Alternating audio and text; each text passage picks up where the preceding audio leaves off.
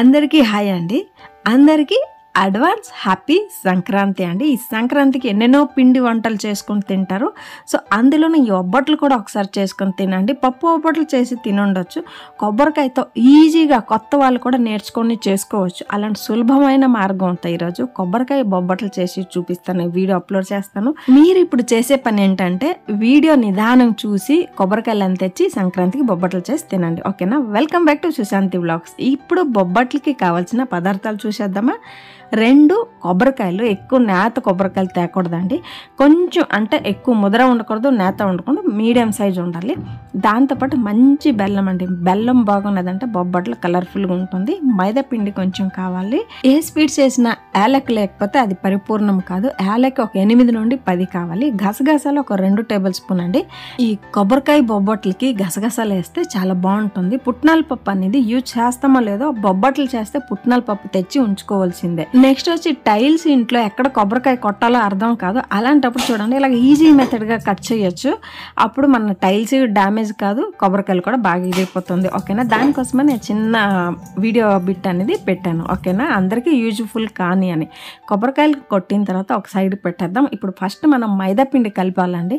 నేను ఇక్కడ మైదా పిండి కలపడానికి ఒక 1/2 kg మైదా పిండి తీసుకున్నాను. బాంబే రవ్వ ఒక 3 టేబుల్ స్పూన్ తీసుకున్నాను. బాంబే రవ్వ కంపల్సరీ వేస్తేనే బాగుంటుంది.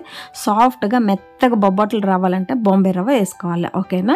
ఇప్పుడు కొంచెం ఉప్పు వేసుకోవాలి. టేస్ట్ కోసమని కొంచెం ఉప్పు వేసుకోవాలి. ఇంకొకటి ఇంపార్టెంట్ ఏంటంటే, మనం పప్పు బొబ్బట్లు చేస్తే పసుపు గుండ వేసుకోవాలండి. మనం కొబ్బరికాయతో బొబ్బట్లు చేస్తున్నాం కాబట్టి పసుపు గుండ వేసే అవసరం లేదు. మీకు కావాలంటే వేసుకోవచ్చు, కానీ కొబ్బరికాయ బొబ్బట్లకి పసుపు గుండ వేసే అవసరం లేదు. అదే పప్పు బొబ్బట్లు వేసుకోవాలి. ఇక్కడ మనం చపాతీ ముద్ద కన్నా కొంచెం పలచగా ముద్ద కలుపుకోవాలండి. చపాతీ ముద్దలా గట్టిగా ఉండకూడదు. ఓకేనా? చూస్తున్నారు కదా ఎంత పలచగా ఉన్నదని. ఇంత పలచగా ఉండాలన్నమాట. అలాగనే ఎక్కువ పలచగా చేయొద్దు, ఎక్కువ గట్టి కూడా చేయకూడదు. ఇలాంటప్పుడు మనం నూనె, కాఫీ టీ తాగుతాం కదండి, అందులో ఒక 1/2 గ్లాస్ నూనె అనేది పోసుకోవాలి. ఫస్ట్ కొంచెం నూనె వేసుకుని ఆ పిండి అనేది ఒకసారి బాగా కలపాలన్నమాట. ఆ పిండి నూనె అనేది తగిలితే ఆ పిండి వేగం నాని బొబ్బట్లు అనేది సాఫ్ట్గా వస్తుంది. ఇలాగ కాఫీ టీ తాగుతాం కదా, అందులో ఒక 1/2 గ్లాస్ నూనె అయినా పోయాలి. ఓకేనా? ఇలాగ ఒక 2-3 సార్లు వేసుకుని బాగా కలిపిన తర్వాత ఆ పిండి అనేది జారుడుగా ఉండాలి. చూస్తున్నారు కదా, అలా జారుడు వచ్చిందంటే మన బొబ్బట్ల పిండి బాగా రెడీ అయిపోయిందని. లాస్ట్కి ఇలాగా పైన నూనె అనేది వేసుకున్న తర్వాత నానాలి. మనకి పిండి అనేది 1.5 లేదా 2 గంటలు నానితే మనకి బొబ్బట్లు అనేది సాఫ్ట్గా మెత్తగా బాగా వస్తుంది. తక్షణం చేస్తామంటే బొబ్బట్లు గట్టి అయిపోతుంది. ఓకేనా? 1.5 2 గంటలు బాగా నానడానికి పెట్టేద్దాం. ఇప్పుడు కొబ్బరికాయ తురుముకొని ఈ బౌల్ నిండా తెచ్చాను కదండి, ఏ బౌల్ నిండా కొబ్బరి తురుము అవుతుందో అందులో సగం బెల్లం తీసుకోవాలి. దానికి క్వాంటిటీకి నేను మీకు చూపిస్తున్నాను. ఒక బౌల్ నిండా కొబ్బరి తురుము అయిందంటే అందులో సగం క్వాంటిటీ బెల్లం తీసుకోవాలి. స్వీట్ పర్ఫెక్ట్గా సరిపోతుంది. ఇప్పుడు ఒక మిక్సీ జార్లో కొబ్బరి తురుము వేసుకొని నీరు వేయకుండా ఇలా మెత్తగా రుబ్బుకొని వచ్చేద్దాం. ఇక్కడ నేను ఒక 2 సార్లు గ్రైండ్ చేశాను. ఒకసారికి చాలేదు, 2 కొబ్బరికాయలు కదండి, 2 సార్లు గ్రైండ్ చేశాను. నెక్స్ట్ వచ్చి పుట్నాల పప్పు. మీరు ఎప్పుడు బొబ్బట్లు చేసినా పుట్నాల పప్పు పౌడర్ చేసి పెట్టుకోండి సైడ్లో. అది యూజ్ చేయాలా లేదని నేను చెప్తాను. వీడియో చూస్తుంటే మీకు అర్థమైపోతుంది. ఇక్కడ క్వాంటిటీ వచ్చి చూడండి, బెల్లం క్వాంటిటీ. ఈ బౌల్లో మనం బౌల్ నిండా కొబ్బరి తురుము అయ్యిందా, ఇప్పుడు అందులో సగం బెల్లం తీసుకుంటే స్వీట్ అనేది పర్ఫెక్ట్గా సరిపోతుంది. ఓకేనా? ఏ బౌల్లో మనం కొబ్బరి తురుము నిండకు తీసుకుంటామో అందులో సగం బెల్లం తీసుకోండి. ఇప్పుడు ఆ బెల్లం కొంచెం నీరు వేసుకొని కరగబెట్టుకోవాలి. ఇలా కరగబెట్టుకుంటే డస్ట్ గిస్ట్ ఉంటే ఫిల్టర్ చేసేటప్పుడు వెళ్ళిపోతుంది. నెక్స్ట్ వచ్చి మనం బెల్లం పాకం పట్టాలంటే, పాకం లేదండి కొంచెం పాకంలో పట్టాలంటే దల్సరుగున్న పాత్ర కావాలి. అడుగు మందం ఉండాలి, మాడకుండా అంటకుండా ఉండాలంటే కొంచెం దల్సరుగా అయిన పాత్ర తీసుకోవాలి. దానికోసం నేను ఇక్కడ కుక్కర్ తీసుకున్నాను. అందులో బెల్లం నీరు ఫిల్టర్ చేసుకున్న తర్వాత, పాకంతో మనకి ఇక్కడ పని లేదండి, ఆ బెల్లం నీరు ఒక మరుగు వచ్చిన తర్వాత మనం గ్రైండ్ చేసి పెట్టాం కదా కొబ్బరి తురుముని వేసుకోవాలన్నమాట. ఇలా వేసుకున్న తర్వాత బాగా మీడియం ఫ్లేమ్లోనే ఈ ప్రాసెస్ అన్నీ అవ్వాలి. హై ఫ్లేమ్లో పెట్టొద్దు, ఆ బెల్లం నీరు మన ముఖానికి చేతులకి పడుతుంది కాబట్టి మీడియం ఫ్లేమ్లో కలపాలి. ఇందులో ఇప్పుడు 2 టేబుల్ స్పూన్ గసగసాలు వేసుకోండి.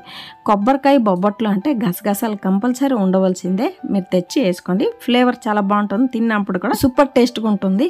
మా వీడియోలు మీకు నచ్చి ఇంతవరకు చూస్తున్నారు. మా వీడియో మీకు నచ్చినట్టయితే లైక్, షేర్ అండ్ సబ్స్క్రైబ్ చేయండి. అలాగే గంట బెల్ ఉంటుంది కదా, దానికి ఒకసారి ఇలా నొక్కి ఆన్లో పెట్టుకున్నారంటే మేము వీడియోలో ఇలా పెట్టిన వెంటనే మీ దగ్గరకు వచ్చేస్తుంది. మీరు కూడా హ్యాపీగా వీడియోలు చూసుకొని ఆ వంటలు చేసుకోవచ్చు. ఇలాంటప్పుడు యాలక్ పౌడర్ వేసుకోవాలి. మనకి ఆ బెల్లము కొబ్బరికాయ తురుము కరెక్ట్గా సరిపోయిందండి. ఏమైనా కొంచెం బెల్లం నీరు ఎక్కువ వేసినామంటే పల్చగా అయిపోతుంది. అలాంటప్పుడు ఇలా పుట్నాల పప్పు పౌడర్ రెడీ చేసి పెట్టుకోవాలి. పల్చగా అయినట్టు ఉంటే మనం ఒక 3 నుండి 4 టేబుల్ స్పూన్ పుట్నాల పప్పు పౌడర్ వేసుకుంటే మనకి ఆ పూర్ణం అనేది కరెక్ట్గా సరిపోతుంది. మనకి బొబ్బట్లు పూర్ణం వచ్చి ఇలాగ రెడీ అయిపోవాలా. కొంచెం కూడా పచ్చి అంటే తడిదనం లేకుండా ఇలా రెడీ అయినప్పుడు స్టవ్ ఆఫ్ చేసుకుని చల్లగా అయిన తర్వాత మనకి ఏ సైజు ఉండలు కావాలంటే మనం చిన్న బొబ్బట్లు చేస్తామో పెద్ద సైజు బొబ్బట్లు చేస్తామో అలాగే మనం ఇక్కడ ఉండలు అనేది లడ్డూలాగా చుట్టుకొని రెడీ చేసి పెట్టుకోవాలా. నేను ఇక్కడ వచ్చి పెద్ద సైజు బొబ్బట్లు లేదు, చిన్న సైజు బొబ్బట్లు లేదు, మీడియం సైజు బొబ్బట్లు చేస్తున్నాను కాబట్టి ఇలాగ మనం మోతీచూరు లడ్డు అంతా ఉండలు చేసుకుని పెట్టుకుంటే చాలండి, రెడీ అయిపోతుంది బొబ్బట్లు. ఇలాగ అన్ని ఉండలు చేసి అందుబాటులో పెట్టుకున్నామంటే ఒక్కొక్కటి మనం ఒత్తుకొని బొబ్బట్లు అనేది ఫ్రై చేసుకోవచ్చు. ఓకేనా, చూడండి 2 కొబ్బరి తురుముతో ఇన్ని బొబ్బట్లు అనేది వస్తుంది. ఇక్కడ చూడండి మైదా పిండి బాగా నానింది. నేను 2 గంటలు నానడానికి పెట్టిందును.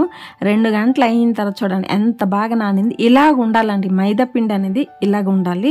ఎక్కువ పలచగా ఉండకూడదు, ఎక్కువ గట్టి కూడా ఉండకూడదు. ఇలాగ ఉన్నదంటే మనం పూర్ణం పెట్టి బొబ్బట్లు ఒత్తినామంటే పర్ఫెక్ట్గా వస్తుంది. అంటే టెన్షన్ లేకుండా కొత్త వాళ్ళు కూడా ఈజీగా చేసుకోవచ్చండి. ఇక్కడ నేను సారీ కవర్ ఉంటుంది కదా, దాంతో బొబ్బట్లు చేస్తున్నాను, దాని మీద బొబ్బట్లు చేస్తున్నాను. మీ దగ్గర ఇలాంటి కవర్ లేదు అంటే మనం ఆయిల్ కట్ చేసి వేసుకున్న తర్వాత కవర్లు ఉంటుంది కదా, దాని మీద కూడా చేసుకోవచ్చు, లేదంటే బటర్ పేపర్ మీద కూడా చేసుకోవచ్చు, ఈజీగా వచ్చేస్తుంది. ఇలాగ ఒక చిన్న ముద్ద మైదాపిండి అనేది తీసుకోవాలండి. చిన్న ముద్ద తీసుకుని ఇలాగ కొంచెం ఒత్తుకోవాలన్నమాట. ఇంత సైజు ఒక పూరి సైజు లాగా ఒత్తుకున్న తర్వాత దానిపైన మనం పూర్ణం రెడీ చేసి పెట్టాం కదా, కొబ్బరి తురుము బెల్లం పూర్ణం, ఆ ఉండలాగా వేసుకొని ఇలా చుట్టూరు కవర్లాగా చేసుకోవాలన్నమాట. లోన ఆ పూర్ణం ఉండి బయట ఇలాగా మైదా పిండితో కవర్ చేసుకోవాలి. కవర్ చేసుకున్న తర్వాత మనకి ఏమైనా ఎక్స్ట్రా మైదా పిండి లాగా ఉన్నట్టుంటే కొంచెం తీసుకోవాలండి, లేదంటే ఎక్కువ మైదా పిండి అయిపోతుంది. చిన్న ఉండ ఇలా చిన్న ముద్దలాగా ఇలా తీసి పెట్టేసినామంటే కరెక్ట్గా సరిపోతుంది. ఒకసారి ఆ ఉండని రౌండ్గా ఇలా షేప్ లాగా చేసుకోవాలి. చేసుకున్న తర్వాత మనం ఎటు ఆ మైదా పిండి తీసుంటామో అట్టే కింద భాగం పెట్టి ఇలాగ వత్తాలన్నమాట. అప్పుడు మనకి ఆ మైదా పిండి అనేది ఈక్వల్గా స్ప్రెడ్ అవుతుంది. ఓకేనా, ఆ మైదాపిండి తీసిన భాగం కింద భాగం పెట్టి పైన ఎలాగా వత్తాలన్నమాట. మధ్య మధ్య మనం ఆయిల్లో చేతులు డిప్ చేసుకుని ఎలాగా ఒత్తినామంటే రౌండ్గా వస్తుంది, మన చెయ్యికి కూడా అంటుకుంటా బాగా వస్తుంది. ఓకేనా, మనకి ఏ సైజు కావాలో ఆ సైజుగా ఒత్తుకోవచ్చు. మనం బాంబే రవ్వ వేసాం కాబట్టి అవుటర్ లేయర్ అనేది ఎక్కడ కూడా డ్యామేజ్ కాకుండా ఎంత బాగా వస్తుందంటే కొత్త వాళ్ళు కూడా నేర్చుకుని చేసుకోవచ్చు అండి. మైదాపిండి బాంబే రవ్వ 2 కలిపి చేశారంటే ఎక్కడ కూడా ఇరగకుండా కొత్త వాళ్ళు కూడా, మా శిరీష కూడా ఎంత బాగా ఒత్తిసి ఒబ్బట్లు చేసేస్తుంది. ఓకేనా, ఇలాగ కవర్ నుండి ఇలాగ రిమూవ్ చేసుకోవాలి. మన చేతులు అప్పుడు ఆయిల్ అయ్యి ఉండాలండి, లేకపోతే చేతులకు అంటేస్తుంది. కాబట్టి చేతులు ఆయిల్గా ఉంటే చేతులకు అంటుకుంటే ఈజీగా వచ్చేస్తుంది. నేను ఇక్కడ స్టవ్ ఆన్ చేసి ప్యాన్ పెట్టి ఆ ప్యాన్ మీద ఇలాగ ఆయిల్ అనేది స్ప్రెడ్ చేయాలన్నమాట. అప్పుడు బొబ్బట్లు అనేది బాగా వస్తుంది, అత్తక్కుంటా బాగా వస్తుంది. ఇలాగా మీడియం ఫ్లేమ్లో ఫ్రై చేయాలండి. హై ఫ్లేమ్లో ఫ్రై చేస్తే కింద మాడిపోతుంది. మీడియం ఫ్లేమ్లో నిదానం ఫ్రై చేసుకోవాలి. నేను ఇక్కడ ఒత్తుతుంటే మా వారు బొబ్బట్లు ఫ్రై చేస్తున్నారు. మా వారు బొబ్బట్లు చేసేటప్పుడు, దోశలు చపాతీలు చేసేటప్పుడు ఇలాగ హెల్ప్ చేస్తుంటారు. ఇలాగ నిదానం ఫ్రై చేసుకోవాలి. ఈ కలర్ రావాలి, ఎక్కువ మాడకూడదు, ఎక్కువ పచ్చిగా ఉండకూడదు. ఈ కలర్ వచ్చిందంటే కొబ్బరికాయ బొబ్బట్లు పర్ఫెక్ట్గా ఉన్నదని. ఓకేనా, చూస్తున్నారు కదా, ఈ కలర్ రావాలి. పెద్ద వడాల్పు ప్లేట్ తీసుకోవాలండి. ఆ ప్లేట్లో ఒక్కటికొకటి అతుక్కుంటా మనం బొబ్బట్లు అనేది పెట్టుకోవాలి. అతుక్కున్నది అంటే పూర్ణం అనేది బయటకు వచ్చేస్తుంది, బొబ్బట్లు బాగోదు. కాబట్టి ఒక్కటికొకటి అంటుకుంటా చల్లగైనంత వరకు అలా పెట్టుకోవాలి. ఇప్పుడు రెండో బొబ్బట్టు చూడండి, నేను రెండోసారి కూడా ఎందుకు చూపిస్తున్నానంటే కొత్త వారు చేసినా కూడా ఈజీగా ఈ మెథడ్గా యూజ్ చేసుకుని మీరు చేసినారంటే బాగా వచ్చేస్తుందండి. నెక్స్ట్ వచ్చి నేను చెప్పే కొలతలతో మీరు బొబ్బట్లు కానీ చేసినారంటే మీరు చేసే బొబ్బట్లు తిని అందరూ మీకు మెచ్చుకుంటారు, అంత టేస్ట్గా వస్తుంది. ఈ సంక్రాంతికి ఇలాగా కొబ్బరికాయ బొబ్బట్లు చేసి అందరికి ఇవ్వండి, అందరూ కూడా తినేసి హ్యాపీగా ఫీల్ అవుతారు. మీరు హ్యాపీ ఫీల్ అయితే మేము కూడా హ్యాపీ ఫీల్ అయినట్టే. ఓకేనా, అందరికీ అడ్వాన్స్ హ్యాపీ సంక్రాంతి. ఓకేనా, ఇలా బొబ్బట్లన్నీ మనకి ఏ సైజు కావాలో ఆ సైజు ఒత్తుకున్న తర్వాత మళ్ళీ కూడా ఒక్కొక్క ఒబ్బట్టుకి ఒక్కొక్కసారి ఆయిల్ అనేది స్ప్రెడ్ చేస్తుండాలన్నమాట. అప్పుడు తవాగా అంటుకుంటా బొబ్బట్లు అనేది బాగా వస్తుంది. నేను మధ్య మధ్యన ఒబ్బట్లు అనేస్తున్నాను, ఎందుకంటే కర్ణాటకలో ఉన్నాము. కన్నడలో ఒబ్బట్లు అని పిలిచి నా మైండ్లో ఒబ్బట్లు ఉండిపోయింది. సారీ అండి.